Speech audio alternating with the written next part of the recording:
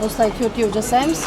Стаканмен, кішкентайынан да сорпаның несімен, екі кішкентай тарелка, үлкен тарелка. Осылай төртеу жасайды. Бір коробка ішіне 6 кісілік. Сонда 24 болады. Қазір айтып отыр, бір коробкасы 170 юан деп отыр. Сонда 6 кісіге 170 юан деп почти сондай отыр. Қалай арзан болды. 6 кісілік комплект 170 юан. Я, солай. Еще андай коричневый цветі де бар ғой. Негізі бұлар заттар тағы да бір несі бар. Цветі коричневый, қара болса арзандау болады.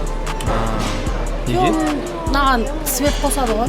Тағы да еще жасайды да. Бір несі, бір жұмысы артық болады да адам қарағанда. Қымбатырақ болады дейміз. Я. Андай болса ол топырақтың цветімен болады. Өзі лайның цветімен бола береді да. Ондай онша қымбат болмайды. Мынадан көп болса 10-20 юанның разницасы шығады.